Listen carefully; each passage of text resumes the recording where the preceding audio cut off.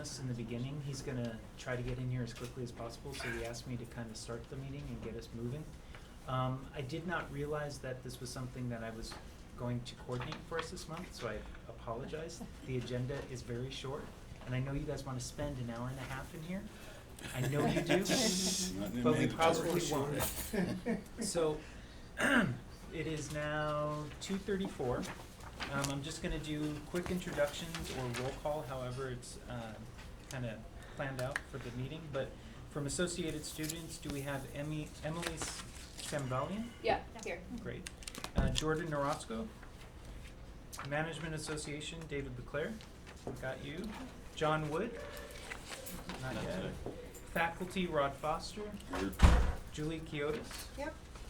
Mary Erin Crook. Classified, Jeff Wojcik. I'm here for Jeff. Okay.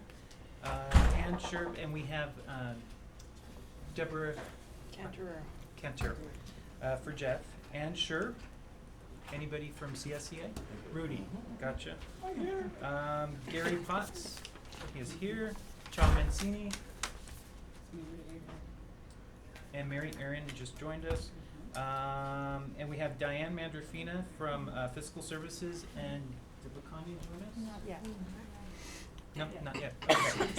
So we have the meeting minutes from August 28th. Do you guys want to take a few minutes and go through the minutes? Or did you already go through them? You want to take a few minutes to go through last month's meeting minutes, or do we have a second? A second. Great. So we have a motion by Gary and a second by Rudy. All right. Any discussion about the minutes? No? Wow, this really is going to be a fast meeting. Okay. So all in favor, please indicate by saying aye. Hi. Any opposed? Abstentions. Thank you. I'm going to abstain. I wasn't here. Perfect. Thank you, Deborah. Thank you. All right. Next item on the agenda is public comment. Any comments from the public or from the table? Wow, this really is going to be fast. All right. So the one agenda item we have to discuss today is the budget development discussion, which is integrated planning, and we have our Associate Vice President, Ryan Cordner, of Strategic Planning and Innovation. If you want to, please give us a overview. Does everybody know Ryan? Ryan, do you know everybody? I've met most people at this point. Do you want to do a round robin really fast with introductions? Sure. Okay. I think you did when you called names. I think I got everybody. Okay. So I think we're good. It'll be a really short meeting. Back up to ask a question. Sure. Since we're in a new space now, Okay. what is Brac supposed to do? So my understanding of the Budget Resource and Allocation Committee is to bring to this committee what is happening related to the budget and the financials for the district. There are different phases, I would assume. There's the budget development phase. So last January through August, when we met about the budget development, we talked about the state and what's happening at the state level, how it went from the governor's office to the state assembly and all the negotiations and back and forth, what the impact is to the district and how we would then plan and move forward. I'm hoping that there will be, this year, as we look at 15-16's budget, we're going to back everything up instead of waiting until February, March, April to do these types of projections and start talking about what the budget development process is in Lancer Point. There is a automated process as that is a part of the fiscal module that allows the individual units to do their budget, and then it's going to be tied into the integrated planning to make sure that there is linkage between the two systems. What is a unit? A unit in my mind, and I'm not sure if it's the same here, but a unit in my mind is the immediate area that has interaction with, in your case, students, and how that then flows up to what I would call a section, and then how that flows up to a division, and then how it flows up to the overall district. Is it a discipline, a department, a division, a school? I would think so, yes. That was That's a unit. question, Joe. Who gets asked for the money? It should be at the lowest level of the organization. The discipline. I would think so, yes. What So we when see- we actually look at the automated system, we haven't seen it yet. So when we look at the automated system and we roll it out, we will have better responses to those questions. And if you want, we can do a fact sheet when we get trained in that system, we can show you how it actually will roll from the lowest level of the organization up into the overall district budget.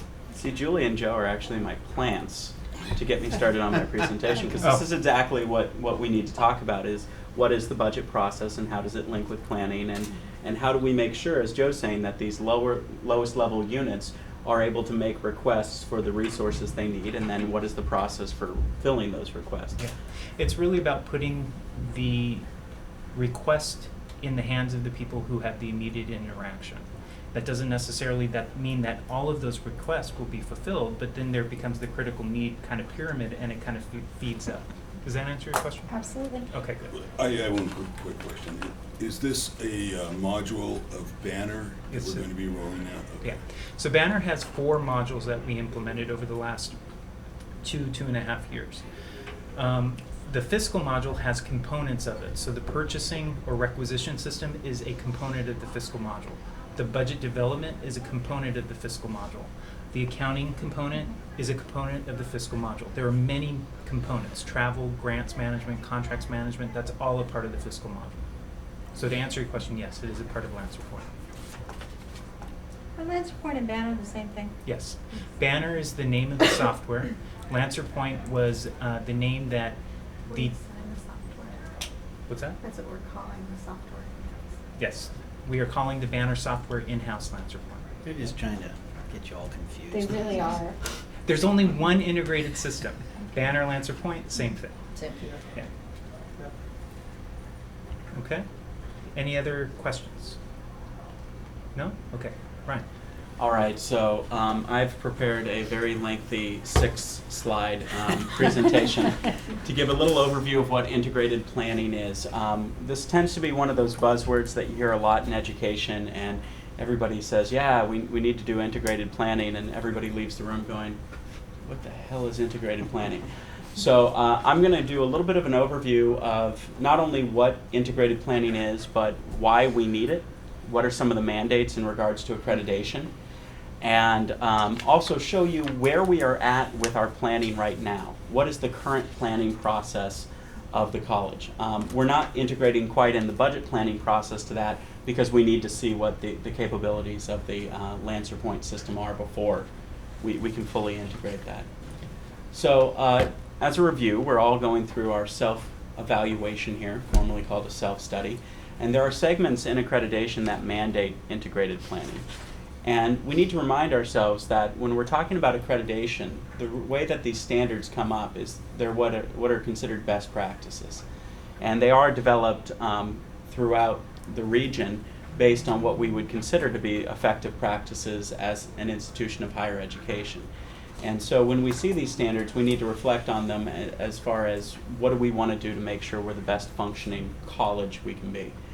Eligibility requirement 19, there's 21 eligibility requirements, is that the institution assesses progress towards achieving its stated goals and makes decisions regarding improvement through an ongoing and systematic cycle of evaluation, integrated planning, resource allocation, implementation, and reevaluation. Essentially what this is saying is that everything needs to be tied together. We need to continually be asking ourselves and finding data to justify that what we're doing is the best, and if it's not, what needs do we have, and then we need to plan for those needs and make sure that the resource allocation process, the budgeting process, actually is geared towards filling those needs. Standard 3 is the standard on resources in the ACCJC standards, and I think you had a lot to do with Standard 3, didn't you, Rod? Yeah, I wrote some of it. So 3D talks about the financial aspects of the college, and it says, financial resource planning is integrated with institutional planning.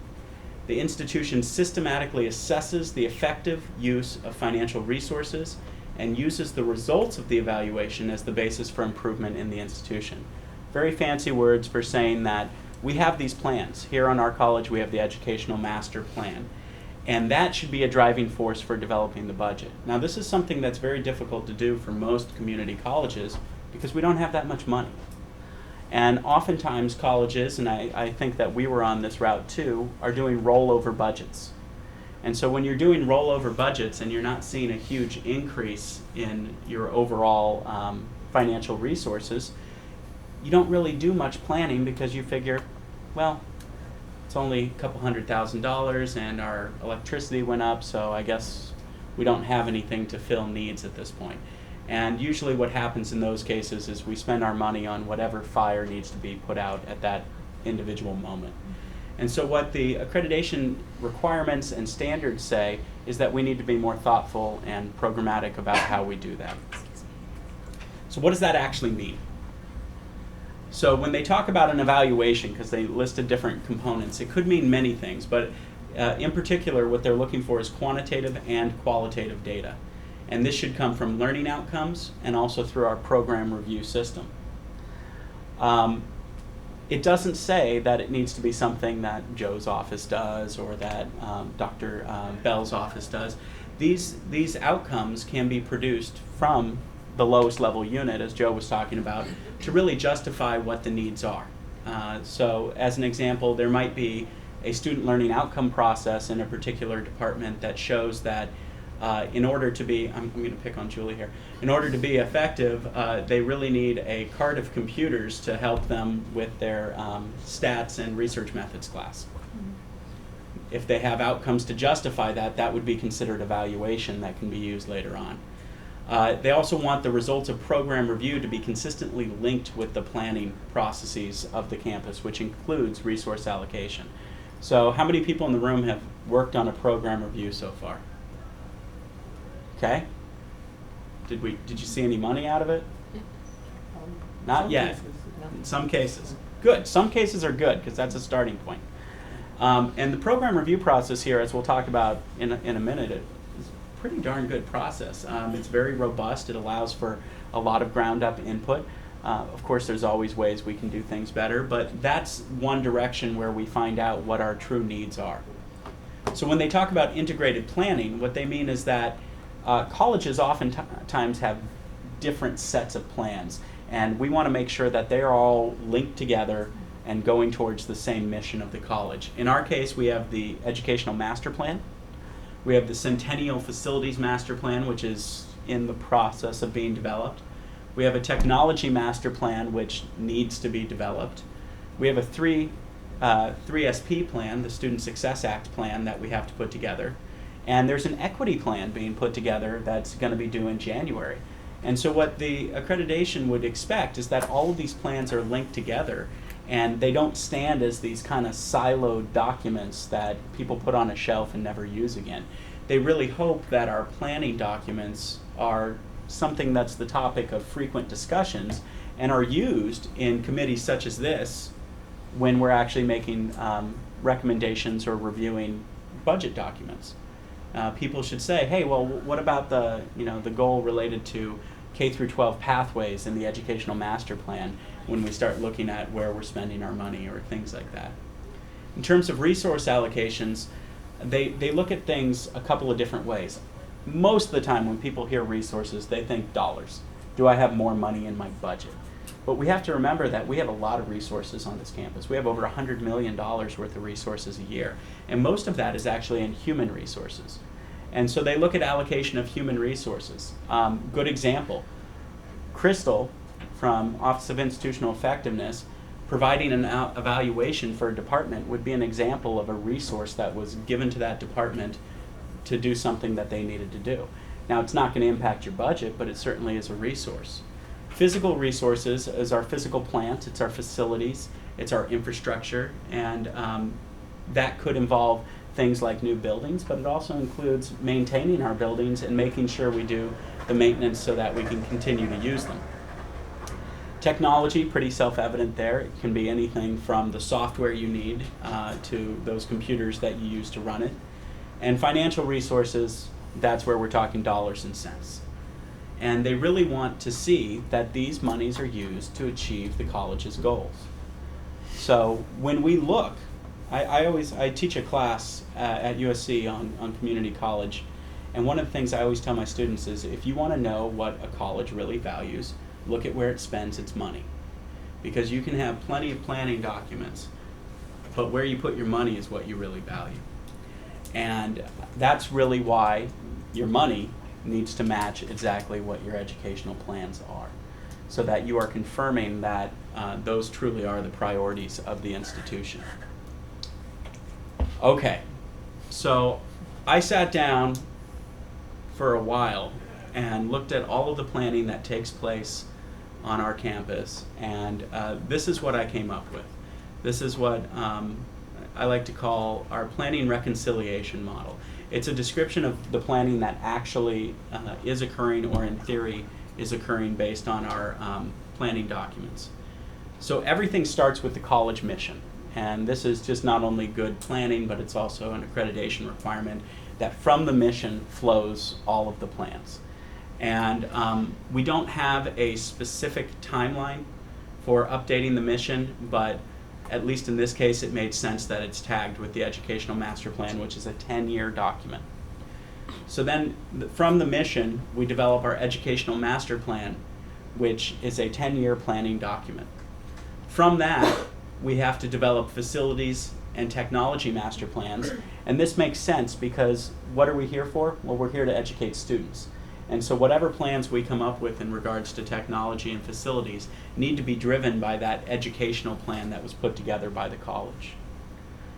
And this is where we get into what Julie was asking about with Joe, which is what are these planning units? So we don't know what the terminology is going to be in Banner, but this is the terminology we use in our planning software task stream.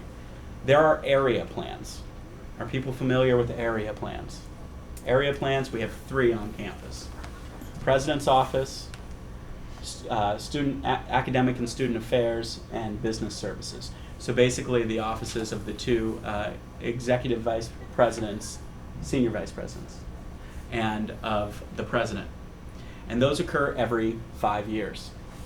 Beneath that, we have unit plans. Now, these unit plans would probably be what you used to consider divisions. They are the bigger umbrella above departments where you would have a dean in charge, as an example. So student services, in Crystal's case, Office of Institutional Effectiveness, smaller unit, but still one level below those VPs. Who writes those? Those unit plans are developed by whoever is the highest person in charge of that unit. Ideally, from a planning perspective, you would use broad input to develop those plans. And then below that, we have departmental plans, which are supposed to happen on an annual level, or an annual basis, but they're optional. And I don't really think I've seen any departmental plans except for a handful, because they're optional. At Here, PCC. At PCC. So to tie this all together, the idea is that because these are sort of spaced out, the area plan, as an example, should give some broad overall goals to help inform the units what they should focus on, which should help inform the departments what they should focus on. But reciprocally, when the unit plans are developing their planning, they should seek information from the departments to find out what the true needs are. And so there should be this real iterative process, and that's what the loop back is trying to indicate there. On the side of this is that we do have board goals that happen right now on an annual basis, and those should be informed by the planning process as well. It didn't work in the loop here, but it also loops back to the Educational Master Plan. So this is the planning process as is written at PCC. Okay? And these are the plans that should help inform resource allocation processes. Now, we also have a program review process, which is quite robust, and it happens every 6 years for academic, non-CTE academic departments, and for other non-academic departments, and every 2 years for CTE departments, because that's a state requirement. And ideally, those program reviews should be driving the development of these plans, because they are our core documents in terms of assessing needs and how well we're fulfilling our master plan. In addition, at the department level, SLOs and program learning outcomes should also inform both program review and department plans. That right now, both those processes are a little bit loose. In some departments, they're quite tied in, and you see a definite connection between program review and planning and SLOs, and in some departments it's a little looser. But this is the idea of the planning process that exists right now. Can I just, Absolutely. when I was working on Standard 3, I was trying to find a facilities and technology master plan. Correct. And I knew we had done some pretty big initiatives like the acquisition of Banner and getting rid of Santa Rosa Gold. And I couldn't find a planning document that said, this is the problem, this is how we're gonna solve it. And yet I could find the money all over the budget. That's right. Now, I will tell you, there were some planning documents of sorts, although they weren't what I would call a technology master plan. Luckily, as part of trying to figure this out, I went around to ask some people what was going on, and there was a consulting firm that came in and did an assessment of the technology needs of the campus, and one of the recommendations was to have a new student information system. And even though that one seemed pretty specific to just the SIS, it ended up being the de facto technology master plan. The reason we need a full technology master plan is because that's only part of our technology needs, and the rest haven't been assessed. So we had some planning documents, but you're right, they were not as comprehensive as we would have liked to have seen. There was a facilities master plan that was done a while back, and that was for Measure P. And there has not been a new one since, but they are in the process of selecting a firm that will guide us through the development of a Centennial Master Plan. And I think they're pretty far along in that process, not the planning, but in selecting a group who will help us. Meanwhile, we've done two big initiatives outside of the technology one, and that's Rosemead and the Science Village. Right. And I couldn't find any planning documents that mentioned either of those either. Well, the Science Village was actually more of one of those fires that I was talking about previously, because the people had to come out of the U building and we had nowhere to put them. So that's less planning and more reaction. In terms of the Rosemead, that was a combination of what I would consider general knowledge of a need and an opportunity that came up. It probably could have had some more planning elements as it was going forward, but if you look through the educational master plan, it does say that there's a goal of finding satellite sites, and it does have a lot of information from the community town halls that suggest that that community was in need. Not saying there was a thorough planning process that it went through, just saying that there were some basis for it. So, just for my own clarification, so when I was talking about units, sections, divisions, here the terminology is at the lowest level of the organization we have the departments, Right. then units, and then areas. Right. So just for clarification, the departments within business services are fiscal, purchasing and contracts, risk management, information technology. That would be the department. Business services would be the unit, and then the area plan would be business and college services. Right, and it gets even more confusing when you link in program review, because program review has another layer called programs, and those were allowed to be divided up how people wanted them to be. So as an example, I'm of the understanding that languages, every single language is a different program.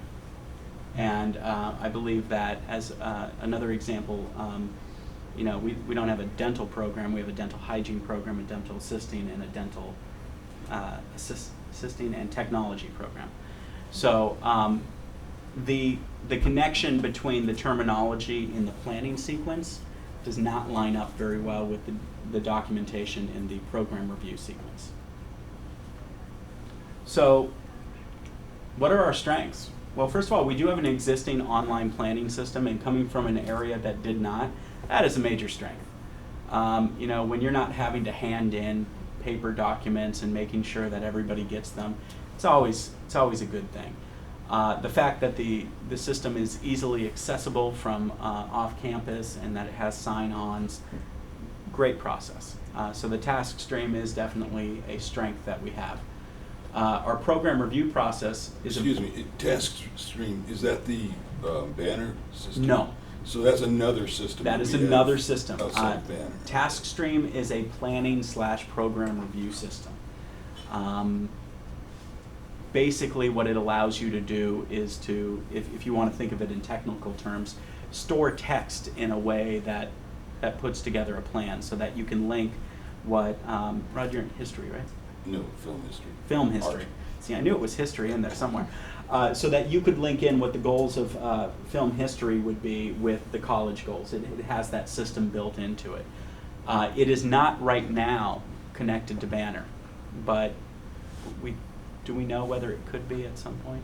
I think when we learn more about the budget development component of the fiscal module, we're going to talk about whether or not there can be, I always want to say transition, that's not the right word, but a link between the two.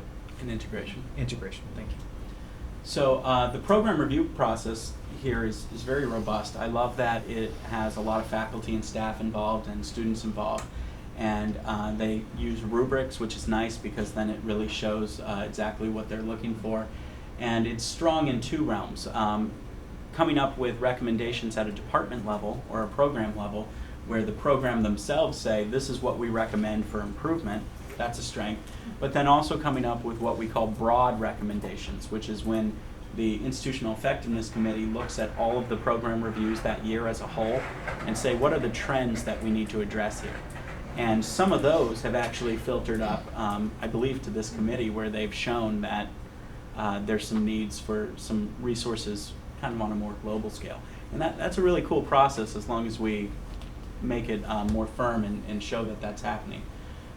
We also have some excellent examples with the recent instructional equipment process. The deans this year got together and they tried to do things much more structured. They used rubrics, they connected with data from program review, and there was kind of a loose connection to the educational master plan through program review in that element. So we have a lot of basis on campus that we can say, this is an area we can start on to really fully integrate planning and resource processes. Some of the opportunities for improvement. Don't like to use the term weakness. Opportunities for improvement. Connection to human resources, hiring, facilities, which are Fund 41 and 43, and financial, which are the cost center budgets. So right now, if I were to ask, we're in the Brac committee, right? Budget committee here. Can somebody tell me how resources are prioritized? Black box. Well, first of all, resources historically have always been rolled forward. Okay. And so there is no prioritization process when you do that. So I would say they're not being prioritized. Okay. And so that is an opportunity for growth. And I think what Joe said is the most important, which is when we're developing this process, we need to make sure that there's input and review of budget requests at all of these different areas, starting at that lowest level. We need to allow the people who have the direct contact with the students, or if you're working in personnel as an example with the staff, so that they can say what their needs really are, and then we need to have a process for evaluating that. Did you want to say something, Joe? Well, I think Rod's absolutely correct. Our fixed costs are so much that it leaves very little room for these other things. So 2 years ago in this committee, I remember we talked about critical needs, and if additional funding came in, we had prioritized the things that would go first. This year we talked about, we had a list, I want to say, of 20 different things that were fixed costs. So there was very little of anything that we could reallocate or allocate to district-wide needs. So again, it became a critical need type of conversation. Well, so the communication is just not, in my view, as widespread as it should be. So Joe, just to kind of attach this to a real issue. So, and correct my figures if I'm wrong, but in fiscal 13-14, I think we budgeted something like 1.7 million for student assistants and hourly workers, and spent $5 million. Not that much, but yeah, close to. Now, how do you undo that, and how do you fix it? Well, it's a process issue. And so right now, everybody just kind of does what they want. And so the process needs to be fixed, communication needs to be clear. It's a culture change about how and what the budget says and how we're applying that budget to what we actually need. It's looking at the budget and kind of determining where the dollars are and do they really need to be there, or do they need to be moved into the object codes of each cost center to actually reflect what each cost center needs in order to have an effective budget? So with the rollover budget each year, people just transferred money in their cost center between object codes to make sure that they had the college assistance that they needed. With no Well, justification. with no justification. This year, we began to make sure that the money was placed in the object code in the line item, in the cost center, in the line item object code to make sure that the needs of the unit were actually being met. So we budgeted 1.7, 1.9 between student workers and hourly workers. The areas were able to move money around to make sure that their need was met. But on paper, it looks different than what it should look like because there's a process that's broken. Does that make sense?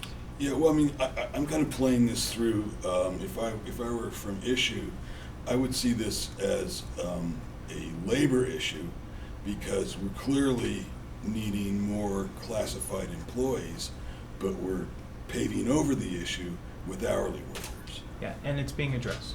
I think, and when I say it's being addressed, we're looking at in the budget, we're looking at where the dollars are being spent and how better to utilize those funds. So do we need to have a process to talk about, or do we need to have a process that analyzes where the need is and how best to fit that need?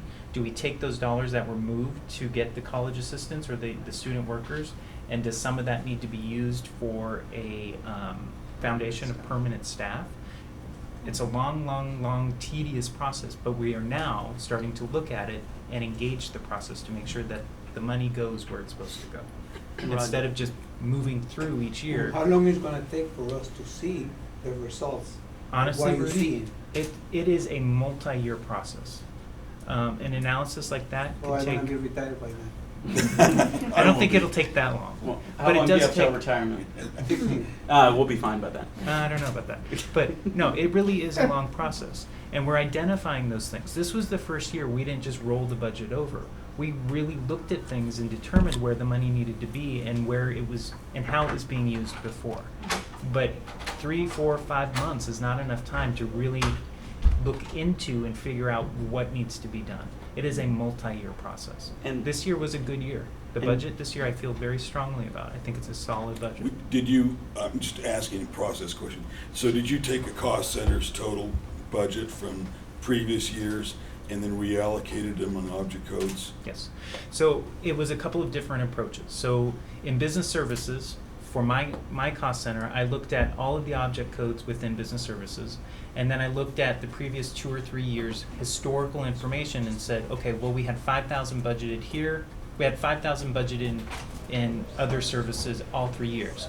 But for all 3 years, we only spent $100. Well, I looked at another object code in the same cost center, and we only had $100 budgeted, but we spent 5,000. So I flipped the money around. So it was actually being coded correctly, and it could be used appropriately. And the college is very lucky to have somebody like Joe looking at this because this is one of the issues that is plaguing community colleges across the state that accreditation is very concerned about, specifically as it relates to human resources. There are standards in accreditation that say, do you have adequate faculty, staff, and administration to meet the needs of the college? And part of that is knowing how to answer that. And as Joe said, it's a multi-year process in actually defining what those needs are and how are they best fit. And so that is definitely an opportunity for improvement there. And that's really why we're talking about the integrated planning. It's the planning and the link to the budget and how the two go together. Yeah, because the hiring, as an example, in of itself should be driven by the educational master plan. Or is an example with the facilities master plan when it finally gets done. One of the big issues going on right now is what they call total cost of ownership, which is if you're going to add 100,000 square feet of instructional space to the college, how much does it cost to maintain that? And that includes the classified staff who have to clean it, the maintenance workers and the equipment costs, and all of that incorporated in. And they want to make sure that before you put a building on a campus that you've already thought about all those things. So the other areas that we can look to is just creating a more regular request process. You know, we have these department plans that can theoretically happen every year, but they're optional. And we have this program review, which is a pretty robust system, but in some cases you're not doing it except for once every 6 years. So we don't have an optimal system right now for having planning or data-driven requests. Now, it sounds like we're going to have a good request system when we get Banner up and running, but what we don't have is a process to make sure that those requests are driven by the departmental plans from the departments that are requesting them. And that's something we need to work on. We need to build in transparency of the review process.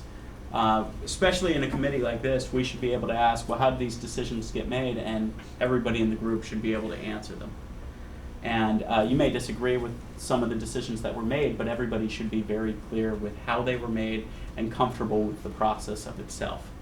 And lastly, we need to ensure consistency. So as Joe was talking about with the rollover budgets, one of the biggest problems with rollover budgets is that they breed inconsistency. Because you have situations where somebody says, well, God, I don't have enough money for, we'll pick on chemistry, I don't have enough money for the chemicals to have my classes, but then when you see that every time you allocate that money, they shift it over to a student worker. And then they say that they don't have enough chemicals. Well, it's very easy to say I don't have enough chemicals, and we will always get you those chemicals because, boy, the students need those. But if you consistently see that money being shifted around, then you start to say, well, where is the real need here? So we definitely need to make sure that we have a consistent process as we go forward. So, told you, short. That was good. You ate up a half hour. That's great. Gary? So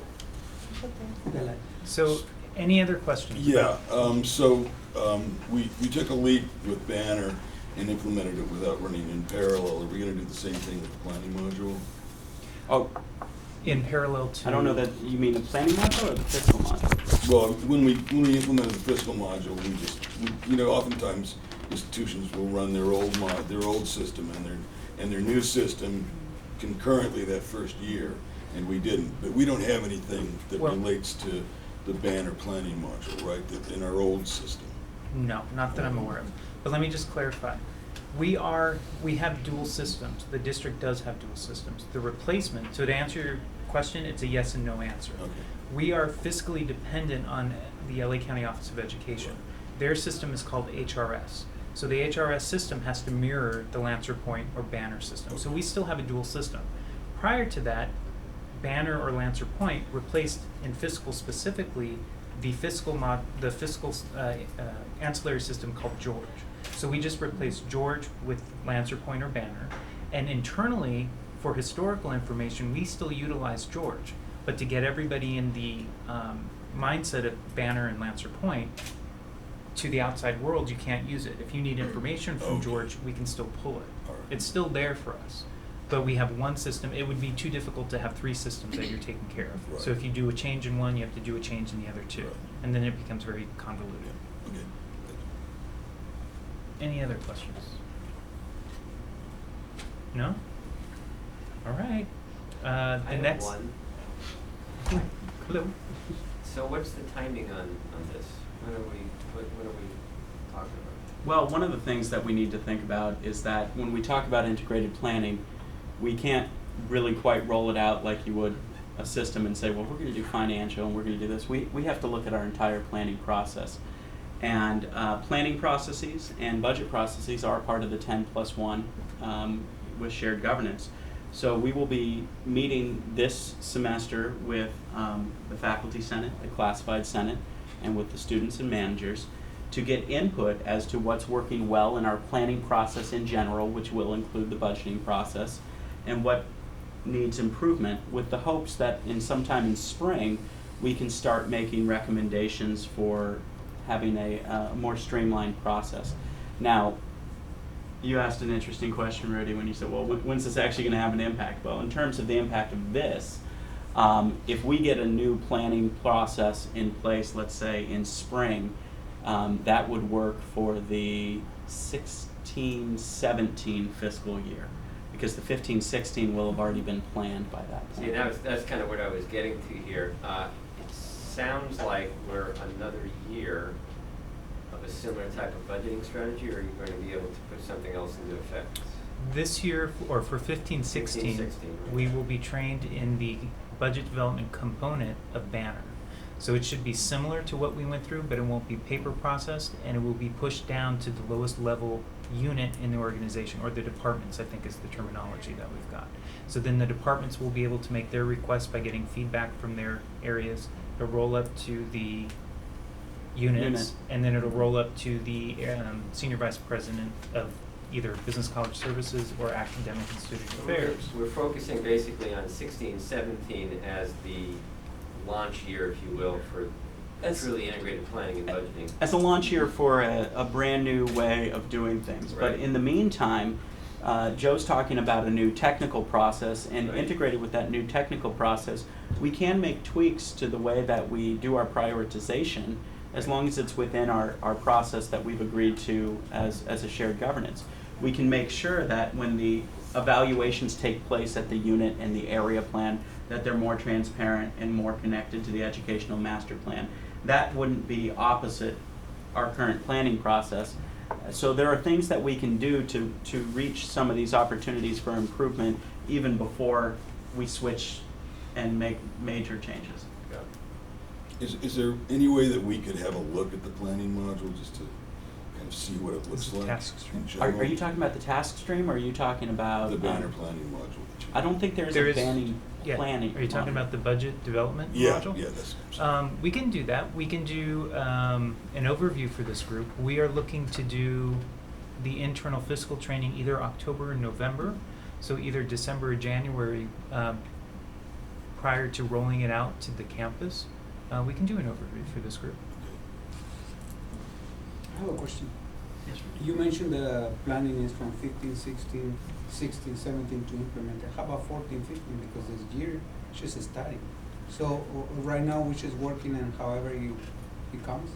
The budget for 14-15's already been approved and is done, so they're gonna be starting the planning for 15-16, it sounds like, in We're hoping November. Hoping November, no later than December. But my question is about the whole this planning, Uh-huh. the whole thing. So why you the plan you have or why you guys approved for the 14, 15 is no part of this plan. It's just Yeah, 14 and working into 15 it. is done. So what we're looking at is how we're gonna roll out the process to budget for 15-16 in fiscal year 14-15. But the approved budget for 14-15 has already been approved. It's already been. Yeah. Budgets run from July 1st through June 30th. Yes. So we're already a little more than a quarter of the way through the 14-15 budget.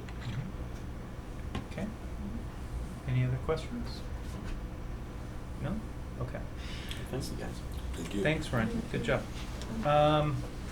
So future agenda items, we have a request for the 50% law. So we will bring in the information at the October 23rd meeting and walk everybody through how that is calculated and what information goes into that from, the Chancellor's Office provides the guidelines and the directions, so we'll show everybody how that's calculated. And then I now have on future agenda items, the budget development overview for the 15-16 fiscal year. Okay, any other items? Is it also possible to talk about the FON and the formulas? The FFON and the 50% law are the same thing, correct? No, No. the No? full-time faculty obligation number, and the answer The is yes, we can calculation. have Crystal come in and talk about the calculations. Most of our eyes will roll in the back of our heads because it's a very challenging calculation, but certainly we can come in and have the whole Bring in process some math explained. teachers?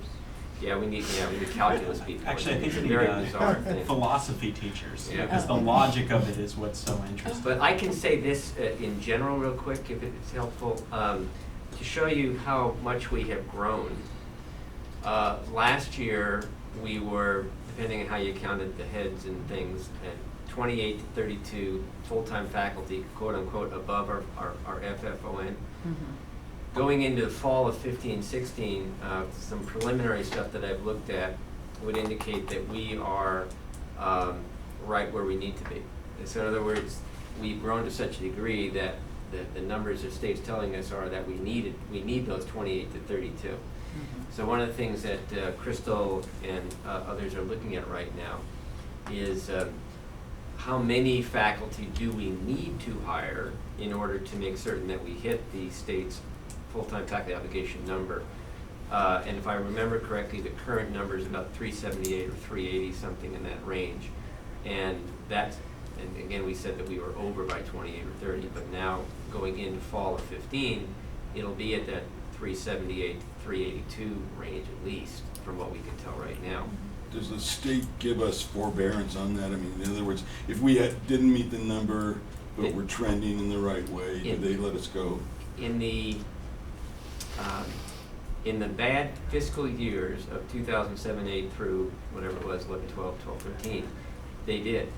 But in the good years, they charge you 64, 68,000, whatever the number is.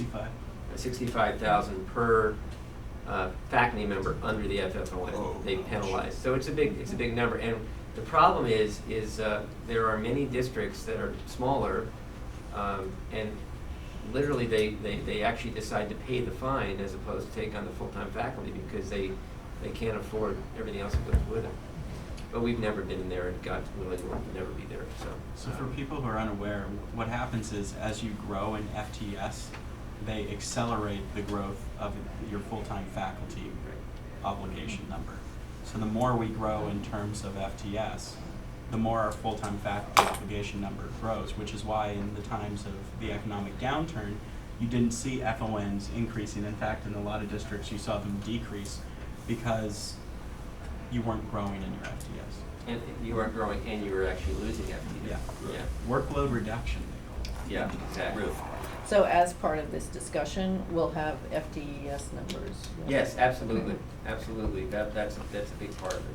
So we can, probably for next month's meeting, we could ask Crystal to come in and do a little primer of where she is. Actually, the numbers are due back to the state November 18th, I think, some date like that. Somewhere around there.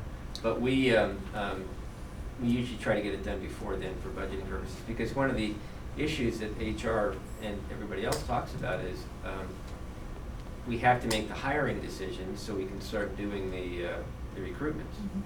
And now that we have the calendar that we have, and I know Julie's going to pay me $1 for saying that, we have to finish the process sooner because the faculty are gone, the contract faculty are gone in the early part of spring. So May, I should say. So for future agenda items, I'll have the FON calculation, request October 23rd. If for some reason we can't do it no later than the November Brac meeting. The 50% law for the October 23rd meeting, and then budget development will shoot for December at the latest. Great, thank you. Okay. Does this group meet in December for the holidays? We have a December 18th meeting. Okay, good. So any other questions? That's the week Anything? after finals. Well, then we're not, then it's not a good date to meet. 'Cause Yeah. they're So we'll gone. try Yeah, to that is move it up. 18th. Okay. Yeah. So if no other questions, no other Well, Joe, recommendations? I never adjourned a meeting until 4 o'clock, so you guys have to. I was gonna share some things, but the camera's rolling. Oh, So okay. He's trying to make you look bad. I go No. every day. But if no other questions, no other requests for the agenda for next month or future months, adjourned? We're good? Yes. Thank you all very much. So, Brian, do you need to go ahead of time? To meet in the PowerPoint?